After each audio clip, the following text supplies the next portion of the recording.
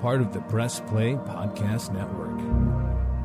Look up in the sky, it's a bird, it's a plane, This is Jason J. Lewis, the voice of Superman on Justice League Action. This is Mark Wade, writer of Superman Birthright. You're listening to the Krypton Report.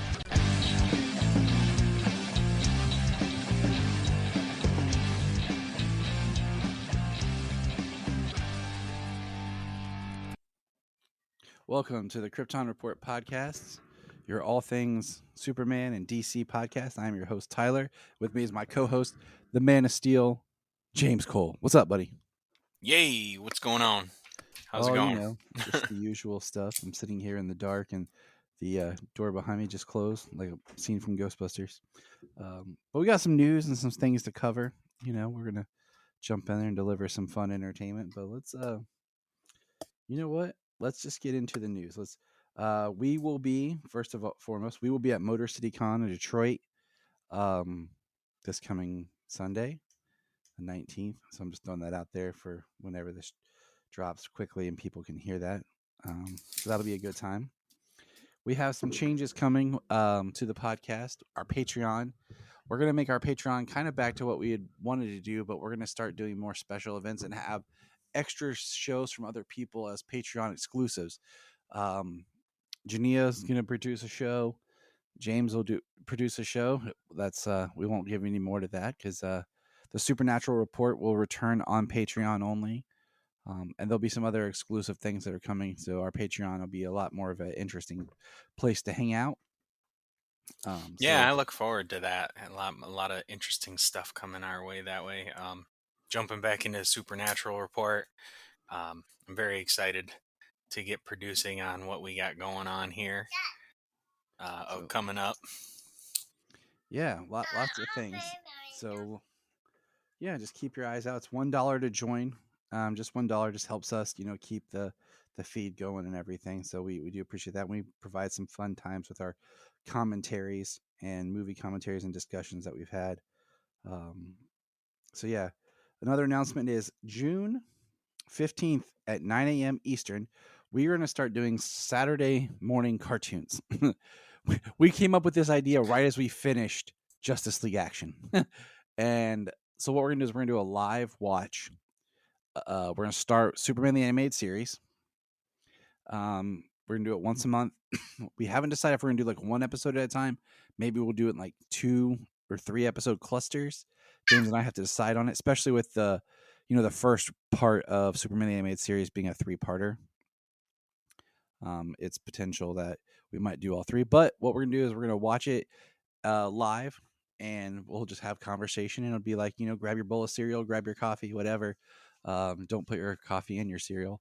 And we'll just watch it together. That could be weird, but, don't yuck anybody's yum. Yeah, for real. Yeah, no, Saturday morning cartoons is funny. Yeah, you just said we finished JLA, but it'll be really cool kind of watching Saturday morning cartoons like that again, starting with Superman the Animated Series, one of our big ones when we were younger.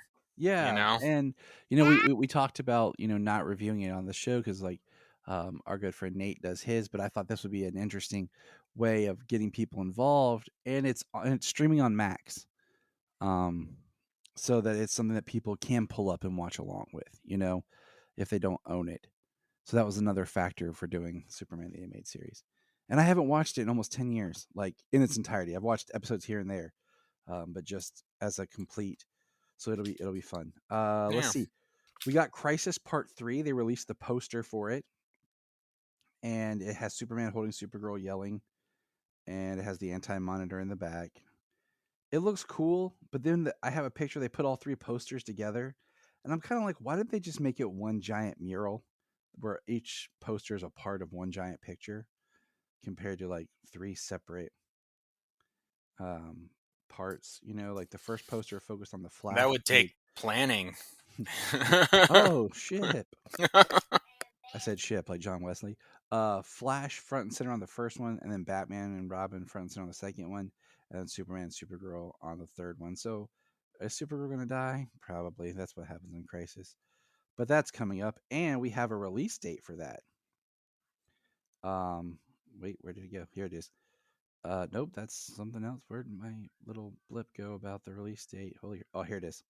Justice League Crisis on Infinite Earth Part 3 will be available to purchase exclusively on digital on the 16th of July and on 4K Ultra, blah, blah, blah, I on believe the day before my birthday. the 23rd of July. Yes.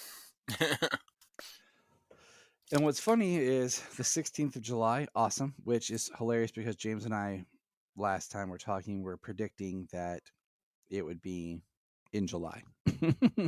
we were. I will be camping that week, so I will not be seeing it until I get back. Great. I'll just have to wait and podcast with James later. Wow. Thanks a lot. I'll be back that weekend. I know. I'll be back that weekend. We just won't be able to watch it Tuesday and record on it Tuesday. So our good buddy from the show, Ed Gross, writer of Voices from Krypton, great book, highly recommend it. Checking it out, The Oral History, has a new book coming out, Superman: The Definitive History. It is available for pre-order right now. It is $148 hardcover. It is extremely thick and a definitive history of the character through comics and everything, and it looks massively awesome. So there's that. I wanted to make sure everyone knew about that book. It's great. That is some exciting news. So now we'll get into more news. I wanted to point out that there is, I don't know if we ever hit this, but June 4th, issue 1 of the My Adventures with Superman comic drops. So we will we will be reviewing that, but as is our current philosophy, we're reviewing things as they hit the app, and we're going along with the app. So,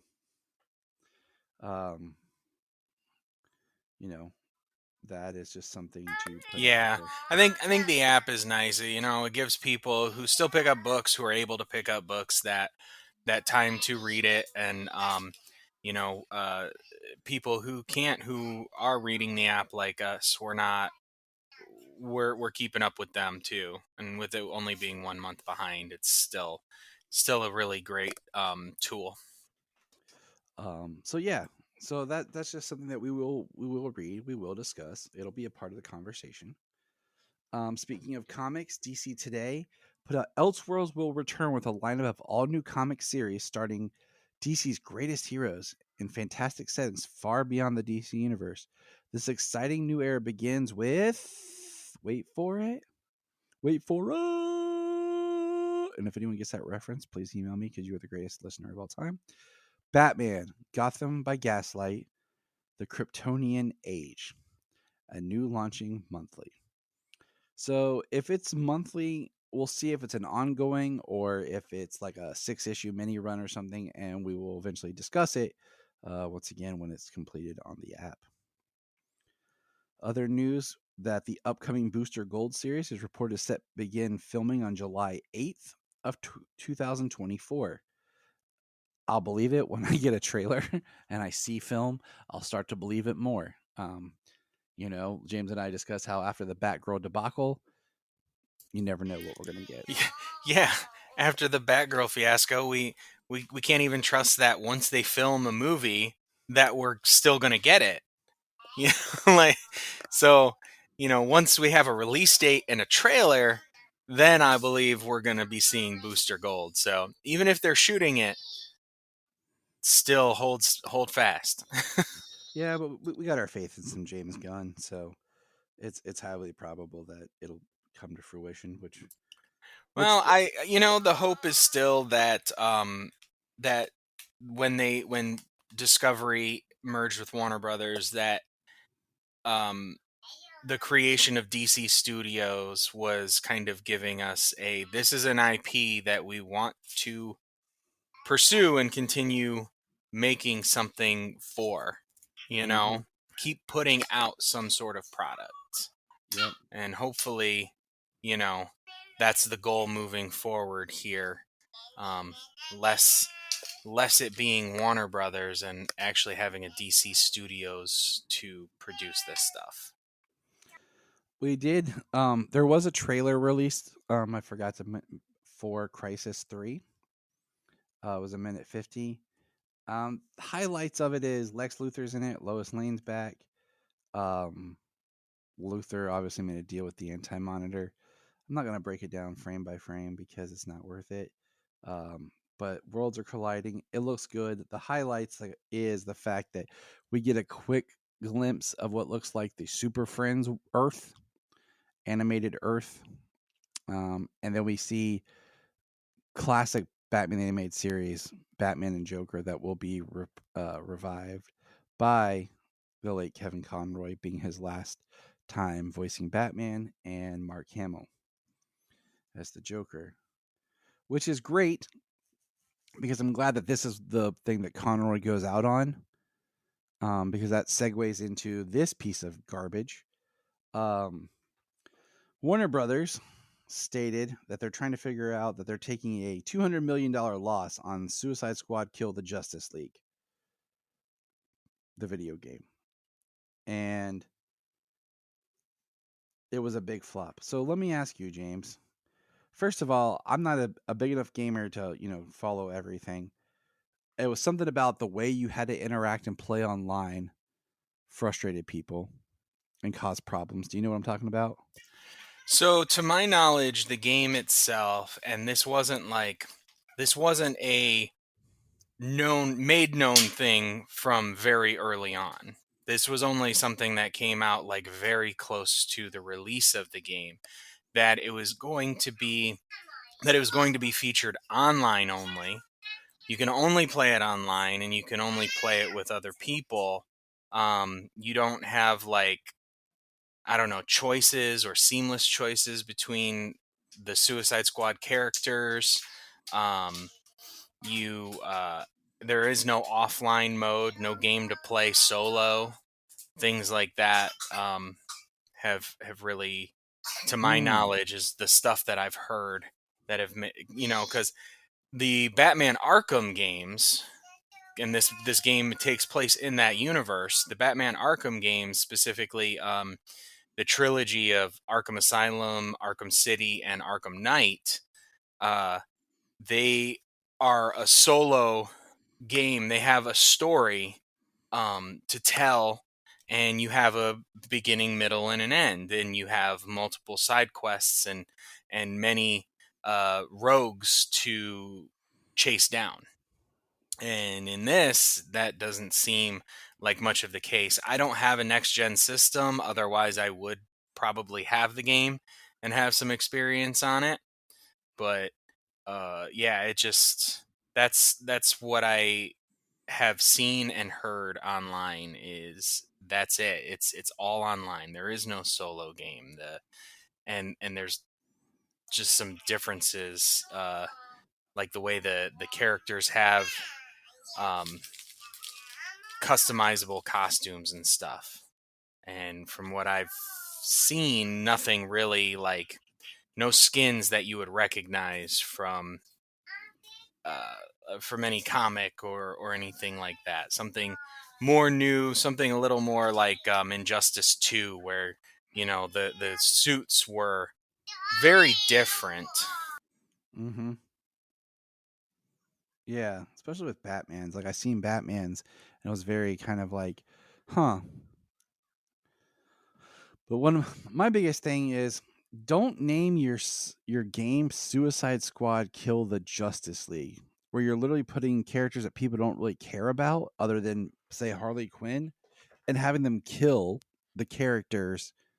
Like they really do like hunt down and kill off the Justice League. Like I saw the video of like them killing Batman. I'm like, yeah, that doesn't seem like it's going to fare well when you're murder killing off the characters that um people really want and to be a part of. Oh yeah, a lot of things online that I've seen is all this crap that they've done with um this game and the long development and everything. And they're like, if you'd have just made a Superman game, like, you'd be rolling in the dough. Yeah, I mean, just made a good Superman um, game would be awesome. Like in the style of like the Arkham, where you're Superman. Like it would be, you could do an awesome game of Superman. And start out the first level of him as a boy in Smallville, growing up, and then you come to Metropolis, and I mean, it's just pretty crazy, Like, um, Yeah, I think your early tutorial stuff should be like working on the farm, you know, learning your controls, your basic powers and controls, like doing that. That would be an amazing tutorial level, Yes, and then go into your game in Metropolis, and you know, there's lots of different things, lots of different things that people would want to see to nail down a Superman game.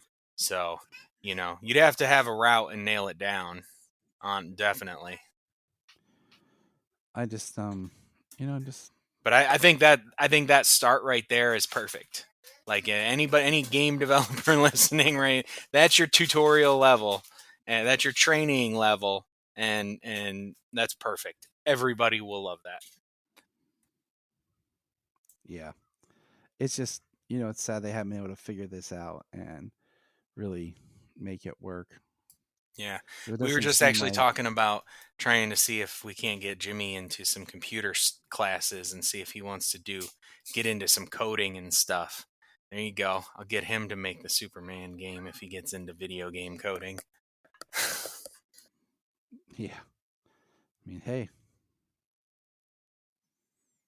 um, it just doesn't make sense. Like, but anyways, moving on.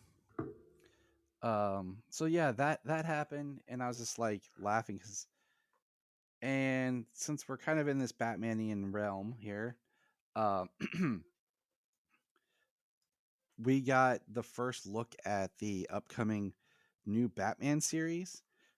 Um, Batman the Cape Crusader. It will be a more noir series set in the past, in the 40s.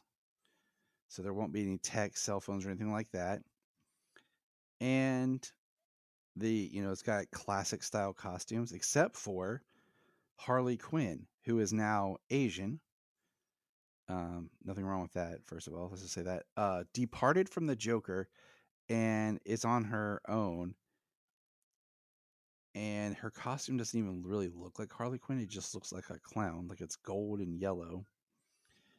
And I was telling this stuff to Jania, but I was like, Yeah. but it's Bruce Timm, who's kind of, co-creator of the character. What are we gonna do? Like it's kind of his character. Like you can't really argue it. Clayface looks cool like a pirate. Commissioner Jim Gordon reflects more of the current Jim Gordon in The Batman, being African American. And yeah, Batman's got the short gloves, very Detective 27. Reminds me of that Batman Strange Days short from a few years ago, or 10 years ago, I guess now. Um, yeah, I mean, I saw today that the introduction of Harley Quinn is not going to be as Joker's girlfriend. I don't know if that's like her introduction to begin with, or if she's going to be departed from him. Yeah, the way But they were talking from was what it looked like, it that she wasn't going to be to begin with. Um, Having her being introduced in a different route, and like you said, like her being her costume, it looks more like a 1940s Harlequin as opposed to Harley Quinn as we know her. it would have just been nice if they kept her color scheme and stuff, like and just made it red and black like it was, because at least then you feel like, oh, we're connected. But Yeah. I'm Well, I mean, excited like I for the say, it series. is like a 1940s noir look and everything, and you know that style fits more of the time. Even the color scheme. I just feel like the show's gonna be. I think it's gonna be good, but I don't know if it'll set things on fire, and like be for the kids, Right. and let Like kids. I want to see a side by side of like Arlene Sorkin's Harlequin from the soap opera that she Yeah, was on, and like the Harley Quinn look that we get for this show. Because just from seeing it from the first time I saw it, and every time since, I still just kind of it still kind of just draws me back to that original concept, because she looked like an old timey Harlequin in that. in that footage, and I just keep seeing that, going back to it looks so much like the original inspiration. I agree. Hey, um, as we were talking, breaking news: Supergirl movie lands June 2026 to release in theaters. Let's see.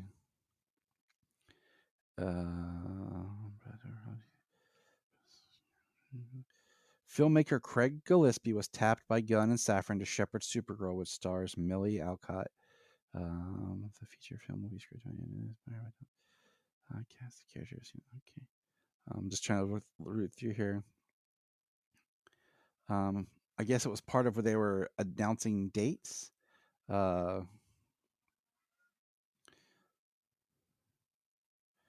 it seems like that's the biggest part is we do have Craig Gillespie directing, and it will be June 2026. So a year after Superman, we will be getting Supergirl. Breaking news here on Krypton Report, everybody. So that's pretty exciting. I'm not going to lie, because I don't know, I'm excited for it. Anything that furthers the super brand, keeps us podcasting, and potentially, my daughter finds interesting. Yeah. So. Just under, just close to a year, just under a year after Superman, Supergirl comes out. That's pretty sweet. That is awesome. Breaking news right as we're recording. Let's see. Next piece of news I have is McFarlane released the New 52 figure of Cyborg Superman, which is the really weird looking version that is, spoiler alert, but it is Supergirl's dad. Yes, if you have not read the New 52, Cyborg Superman was created by Brainiac from the body of Zor-El after Krypton exploded. Yes. So, ta-da on that. And then they also released a new Superman figure that it's from like the Kelly Loeb era, where the black is behind the suit, and to me it looks like just a kebabbed, repainted version of the Dark Knight Returns and the one they just released recently that came with package with Crypto. So it's probably one I'll pass on because I do like the paint job, but it doesn't look like anything really significantly different. If I can.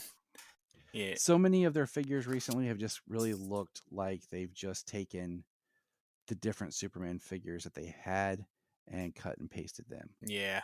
I don't have as many as I would like, or all that I would like. I like the paint scheme in this one, and I don't have either one of those versions you had noted. So this would be a different one that I would pick up, that if I can, that has a different look and a different style, like not all the repaint stuff, but just one that looks different from the other ones on my shelf. So, James will get that one, and I'll just look at it and be like, cool. And then the last thing that I have is there was like a 2-minute clip of My Adventures with Superman that was shown, that dropped, where it was a scene of the General with Lois and Superman fleeing the prison, which I think is Blackgate, maybe, we don't know for sure. And it's the Atomic Skull attacking them, and it shows that they're working together. So it's pretty cool to see them working together. Yeah, interesting with Atomic Skull talking about he was designed and created to kill Superman. So we'll see how well that pays off, but yeah, I'm excited. It looks cool. And that is all the news I think that I have. Just double checking, make sure I didn't miss anything. I always try to take notes with my phone if I don't forget to put it in our chat. But no, there is one. I knew I was forgetting something. Ha ha. The one that we debated. Frank Grillo will star as Rick Flag Sr. in Peacemaker Season 2.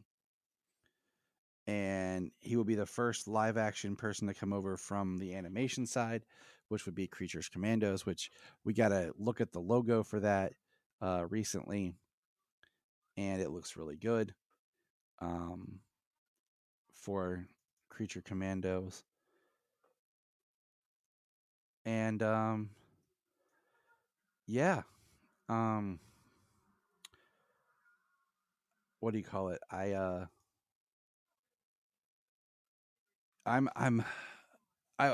was perplexed because I'm thinking he's playing Rick Flag Sr.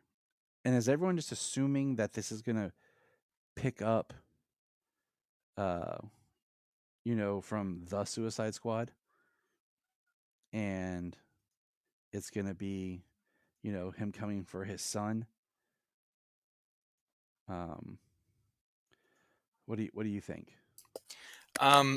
Yeah, I mean, that's kind of something we saw or heard was, talking about the unfinished business he would have. So like, yeah, Frank Grillo going after um Peacemaker for killing Flag Jr. We know some of the show is supposed to be like before and some of the show is supposed to be like after the reset or whatever. I mean, we'll see when it comes. I think I'm looking forward to seeing Frank Grillo, his portrayal animation wise and live action as Rick Flag Sr. I like Frank Grillo. He's a really good actor, and he's definitely put in the work with action roles. I think to be a really good character, and I mean, whatever they have to tell us for who he is, where he's been, how old he is, or even after we figure out what's going on with the universe, see where it fits in. I'm just looking forward to it. Yeah, I agree. So, but that's all I got. And now we will discuss. It's a lot of good news. I know. Things build up. Gosh, people just message me. I'm trying to reference some notes here. People stop messaging me. And now we will jump to our comic book discussion. Or actually, we'll do Superboy Season 1, Episode 1, The Jewel of Takal. Released as the first episode Saturday, October 8th, 1988. And it's Lana's father, an archaeologist, comes to the university with what he thinks is a cursed relics. Lex Luthor then steals the jewel in order to sell it to the highest bidder. All right, James, thoughts? Man, this this Lex Luthor, this actor, I guess if you want to call him that, it's so funny. He looks and sounds like he's just moving from mark to mark and saying his lines. Like that's the biggest thing, with the episode. I'm curious about Lana's dad being an archaeologist. That's from the in the comics they were like archaeologists and like zoologists and stuff. So it fit with the Superboy comics tone, having just recently read the first appearance of Lana Lang in the Superboy comics. Oh wow, okay. Well, that's news to me, and I think that's I think that's pretty cool then if it's, comic accurate. It's still interesting, something new, something I didn't know. And just the way that Superboy, the way that Clark always gives a look at the end of the episode, right at the camera, old George Reeves style. I am enjoying like having been watching more of the Gerard era and going back and watching I'm enjoying John's performance. And one of the things that I had heard recently was that one of the reasons why John Hames Newton was let go was they wanted him to portray it more in the vein of Chris than what John was trying to do with the character. And so far, like I feel like that changes later, but I'm interested in just watching his development because I'm liking what he's doing with Superboy right now. Yeah, that's cool. I'm definitely looking forward to moving through what we got here. His Superboy is so far with just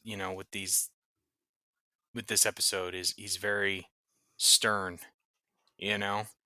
Like when he becomes Superboy, and especially with, I don't know if it's just because it was Lex, if it's supposed to be like animosity, but he had more of a serious, I'll take that, like you're not gonna get away with this. You're not gonna steal. I don't have time for your stuff, you know. I don't have time to watch you try and wiggle your way out of this. Um, what was really funny though is that massive lead box, and Lex is just like heaving it around like it's nothing.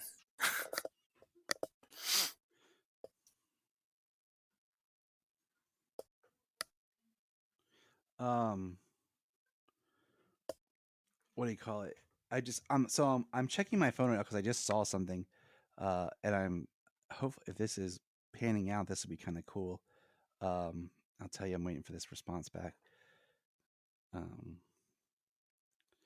but Scott Wells, who plays Lex at this time, if I remember right, he was born in Dayton, Ohio, so representing.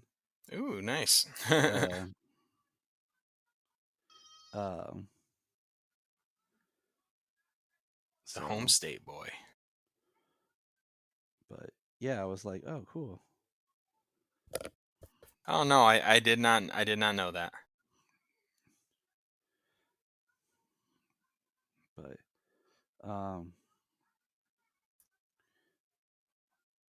so what do you call it? Sorry, I was checking something. It doesn't look like it's panning out. Oh well.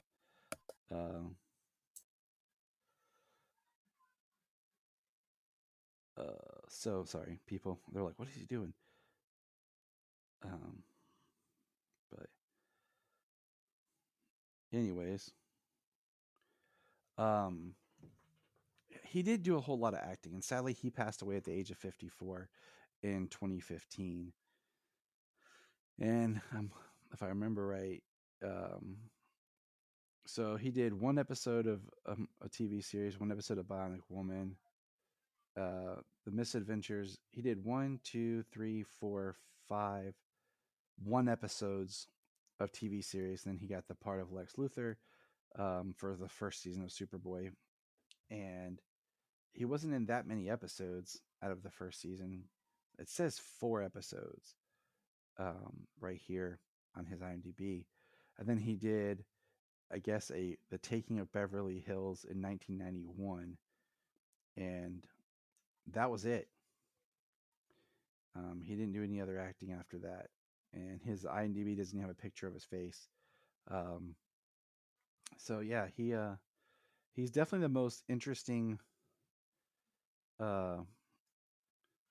version of Lex Luthor, because it's definitely a Lex that's more on his own. And in the episode, one of my favorite lines was when Clark meets Lana's dad, and he's very much like, I'm Clark Kent, Lana and I used to grow up together. Oh, you're the Kent's boy. And I was like, yeah, he just literally said, I'm Clark Kent. You know what I'm saying? Like, he just flat out said, I'm Clark Kent. But whatever. You know what I'm saying? Like, anyways, yeah. The episode I found, I like John's costume because it's very Chris inspired, but in this, the boots are smaller and the cape is longer. Because I think that eventually Gerard just wears one of Chris's suits, if not like one made right after his suits in style. So, yeah, I like the suit. Very classic. so yeah, I feel like it works, but it was enough of its own to kind of give a little bit more of its own identity to Superboy. Because, like I said, this looks really good. His boots and cape, but this episode I liked it. I'm digging. This is my second time watching through the Superboy series this season. I haven't watched it since 2019, 2018. Right about there. So no, the only Superboy I've seen in its entirety is the second season that we reviewed. I and haven't seen. yeah, and people, that's because of things to do with Tubi, DC Universe availability, and then now I bought James the discs, so he actually Yeah. has the DVDs of this first season, so we can actually watch it together. So it makes things more interesting. But I really don't have a whole lot to say. I kept getting interrupted. Watching it because the kids kept coming in and jumping on me, and I was trying to just chill and watch the show. But I found like the magic was cool because like magic was a weakness, um, and that whatever it was made Superman weak. So I did like that. Uh, Yeah, I like getting magic right out the gate. Um, so I was, I was digging it. So, and I'm digging uh, this show. So, but anyways, let's Oh yeah, I'm looking forward to continuing. It's a Superman show I have not watched in any sort of entirety, and I am almost done with my first round. So with the whole series, like I'm in season 4. So, but yeah. All right. I just saw, just for everyone who's wondering why I keep pausing, I have a friend I went to college with who's out in California. He's done some acting and stuff. Uh, uh, and he's been doing like indie stuff, and he's done some stuff for Asylum Films. Really kind of more difficult things to seek out, but he is actively working and everything. And there was a post of a Bat in the Sun film they're working on, and one of the pictures looked a lot like him. So I messaged him, and we were talking, but it doesn't seem that it is him, because I was about to be really excited if it was. So oh yeah, that would be really cool. Bat in the Sun is really awesome. so yeah, I was just like having a conversation with him because it was happening right now as we are working on it, and I was like, oh man, this would be dope to break here on the show. So, but anyways, life goes on. So we read Superman Godfall. Okay. And if you're like, what's Godfall? Well, Superman Godfall is a collection of Action Comics 812 and 813 and Adventures of Superman 625 and 626, and Superman 202 and 203. It's an amazing edition collected for 6 parts. The Man of Steel finds himself on Krypton but can't escape and return to Earth.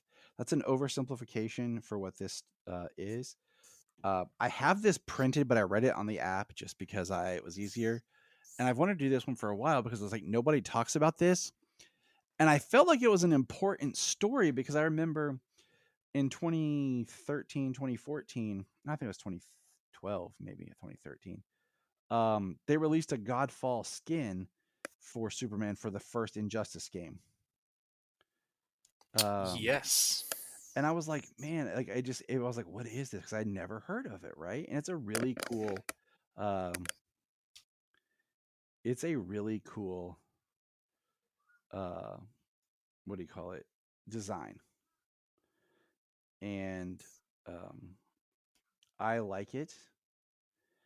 I wish they had done more with it in the comic, like if it had been his whole thing. But the main storyline was a little convoluted and confusing, and I feel like it could have made a little bit more sense. But we're going into spoiler territory here, so because we're reviewing it as a whole. But the concept for it was this uh, woman Lila is an alien who basically, and I feel like we needed more context if you weren't really reading the books at the time,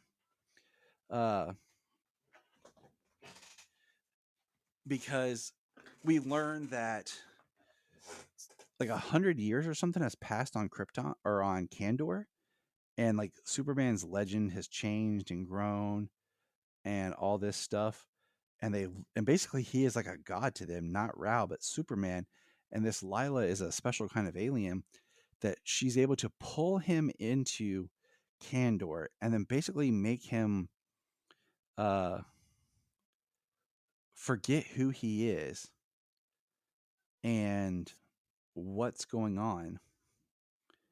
And every time that someone would say Kandor, he would hear Krypton. So he thinks he's on Krypton. And every now and then, like, he would get exposed to some sunlight and get his powers, which was kind of weird because no one else really had powers. And he thought he was losing it. And he was like the shame of the L family because he was like a lowly servant. And there was Yeah. a group of what do you call it, like alien rebels, and like these aliens, Yeah, like freedom fighters. Yeah, that were in Kandor. And what happens is Lila basically takes all their Superman's energy and everything and escapes into the real world, and she's like going to Metropolis, and she expects she thinks she's going to take the place of God basically, and she expects everyone to be worshiping her and bowing down to her, and these are their Superman God, like these people should be all over him. And she becomes disillusioned with everything, because they're not treating her like this angelic high powered being. And then Superman of course has to confront her because she's going to hurt Lois, that he is like, I'm not a god. You have allowed this to happen, this to go on and build this up. This is not what and who I am. So Yeah, it was very interesting. They give us a forward in a fight against Brainiac 12. He got tumbled into a time stream after defeating Brainiac 12 into like a temporal anomaly, and it was his thoughts, and Lila's being is like, they said she's telepathic down to like a cellular level. Like every part of her body is telepathic. mm-hmm.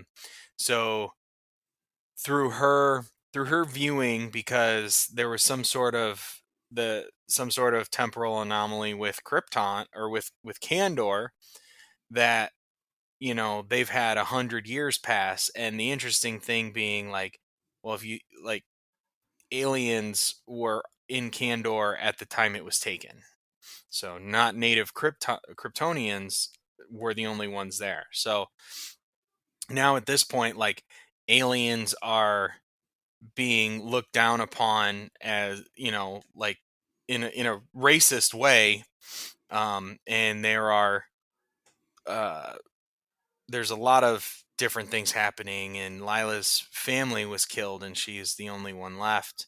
And she tricks Superman, makes him forget who he is. She takes like a part of him and becomes like Kryptonian, like she is, Mm-hmm. like he is. And everything that happened was like her plan. Like, so she allowed him to get bursts of sunlight that would give him powers that would give him bursts of powers that would make him think he's going crazy. So that way he would allow her to merge with his being and take part of him. So yeah, it was pretty wild. And then the sergeant of the Citizen Patrols Corps, Preyas. Yeah. Because he eventually, as Superman remembers who he is and joins forces with the freedom fighters who were initially trying to kill him. They were hired by Lila to kill him, or to at least push him. Well, they were hired to kill him, but push him to think he was going crazy. Why was he being killed? Why was he being hunted? But yeah, Preyas is like one of these leaders of the citizens groups, or the militaristic group on Kandor, and he escapes through the same portal that Superman does, and some people, some of the freedom fighters come with him, and they start to get sick, and like they're dying because they're out of the bottle city when they're not supposed to be. Like, a lot of things happen in the city and with the beings from the city. Like, they're not supposed to be normal. They're not supposed to be full size when they leave Kandor, and they are. So like, just a lot of different things that aren't supposed to be happening happen. And then interesting, Preyas has got like a black heat vision. Yeah. It was very interesting for, talking about with Kandor. Kandar is Evil Dead. Yeah, I know. I'm tongue tied, but like, yeah, the different ways you could say that name. But anyways, yeah, it's just it was a very interesting book that I felt like, I don't know, some of my books I like them to take time and develop some of the stories and develop some of the uh uh the beats, and so we're really kind of in a mystery, or we're trying to understand what's going on. And I just feel like it was a lot really quick, and I would have liked, like I said, a little bit more of his suit, or a little bit more of something. I don't know. I just, like I said, it was one I wanted to go back to, so I hadn't read it, and I've had it on our list forever, and like nobody talks about it. So Yeah. I was like, Yeah, that Godfall suit is really cool. I love the artwork in this book. 2000s is when I really started to get into reading some comics and stuff. So like, this is the artwork that I kind of was around when I started reading, like started really jumping in yeah, to reading comics on a regular basis. Before that, it was just whatever, whatever issues I could find wherever, Marvel, DC, whatever it was. So like, I really dig this art style. And I mean, the last page though, Prius is like trying to take off his suit that has got the Superman emblems across it, and it won't come off. He can't take it off, so he like gouges across the S, and like, that would be tormenting, yes.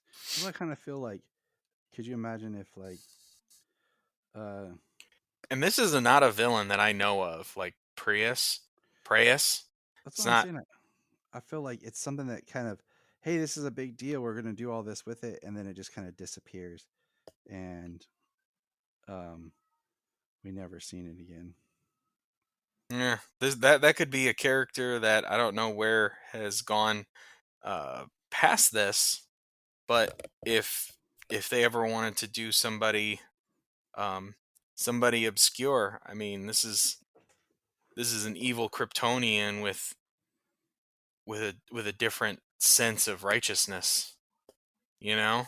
Yeah, and he's Kryptonian, but he's more Kandorian, and I say that because they talk about the Kandorians like evolving and changing and everything, and that was part of the storyline in it. So yeah, I'm in it. I'm game for more of like these type of stories, but I just want to like I don't like when they over convolute stories and you're left kind of like what just happened. And I remember the first time I watched this, I was left with what just happened. So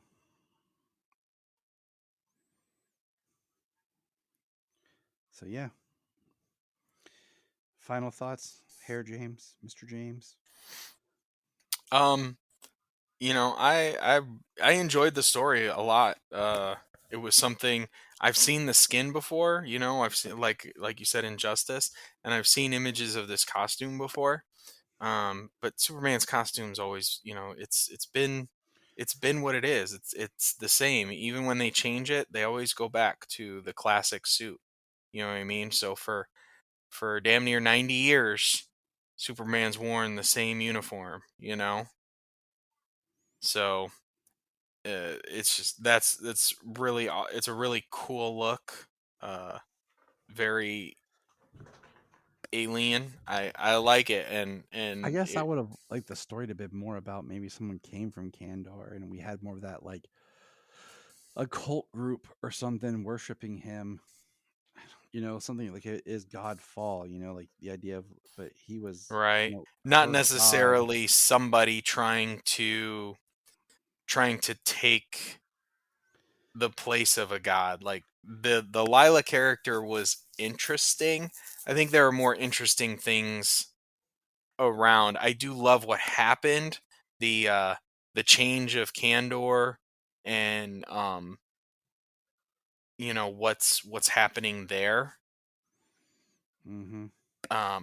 Because even just the way that they talk about what's happened in Kandor since, you know, how they've got a ceasefire among alien gangs, and there's a non-Kryptonian delegation of people uh, within the like the Kandorian government. So, like, yeah, very interesting things. It's just their B and C plots for this For not A plot of their B and C drawing this plots. sexy alien trying to be a goddess. Yeah.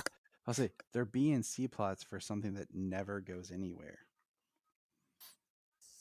I You mean, not know? that I know of. Like this is an era that I've wanted to read more straight through, kind of see some things, and maybe something is here or there, but not that I know of. Yeah.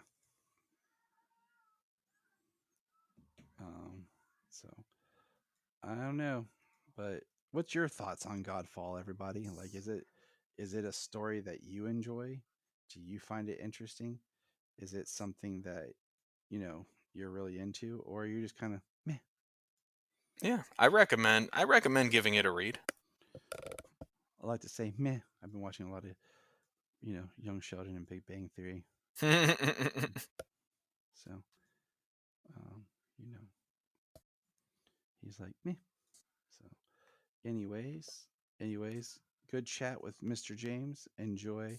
Always hanging out and chatting. I appreciate everyone listening.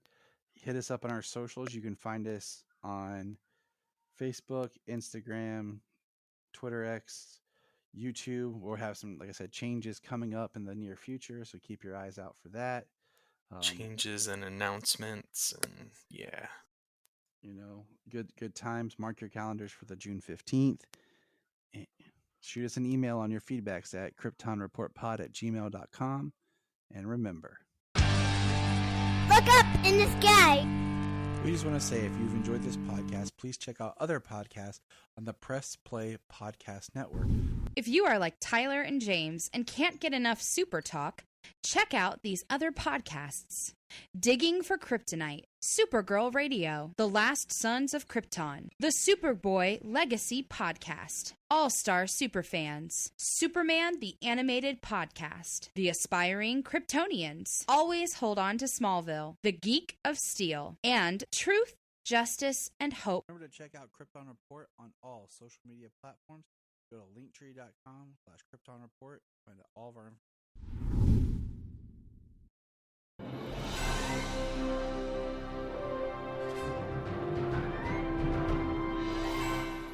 What's up, everybody? Chase Smith here from the Chase Smith Podcast and Cavs on the Break NBA Podcast. And I'm JD, host of the Hyman Podcast, part of the Press Play Podcast Network, and we are super excited to bring you a brand new show starting next Tuesday, the Fanfare Podcast. The Fanfare Podcast is all about your favorite movies and our favorite movies and the best moments in cinema.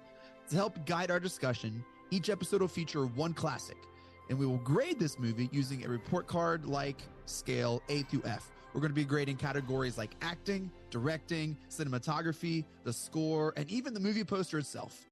And when we're not featuring a movie report card, we'll be sharing our movie rankings, franchise deep dives, actor and director interviews, and everything in between.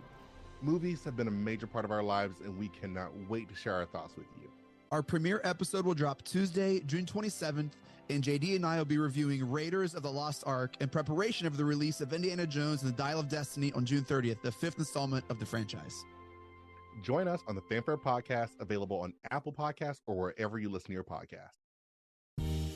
Hello, Brooks here with the Books with Brooks monthly book club podcast. Here's how Books with Brooks works. We read one book a month, and then we talk about it. Classics like Stephen King's The Shining, debut novels like We Are the Brennans by Tracy Lang, and tons of other compelling, life-changing stories, one book and 1 month at a time. So come read along with us, and then listen in. Here at Krypton Report, we believe in the power of podcasting, the power of speaking your voice and speaking something that comes from you. So here's a couple of podcasts you can check out with people sharing their voice. I am Brian Peters, the creator and host of Gravely Amusing. For the past 30 years, I've studied the history of gods and monsters in pop culture and our world. As a student of theology and history, I've tried to understand evil and its impact on us. As a writer, I've tried to share this knowledge. As a comedian, I've tried to make people laugh as I do it. But as a man-child, I'm still that scared 7-year-old boy. Join me as I share the history of horror and sci-fi, discuss classic and modern pop culture, and share a creepy story or two. This podcast may scare you, it may horrify you, or it may leave you gravely amused. Listen to Gravely Amusing on Apple Podcasts, Spotify, iHeartRadio, and wherever podcasts are found. Follow us on Twitter at Gravely_Amusing or on TikTok at Gravely Amusing. We have a $1 Patreon. Yes, I know everyone asks for money, but our $1 Patreon each month gets you commentary tracks for releasing movies, DC movies. It gets you my requel series where I pitch ideas about movie sequels, prequels, or whatever. It also gets special bonus episodes of whatever else some of the friends of the network chime in and drop. So check that out for $1 a month. That's all we ask. Keep it cheap, keep it simple, and help us keep going. Check out the link in the show notes or Patreon Krypton Report. This is Dan Jurgens, and if you want to have a good time, keep listening to the Krypton Report.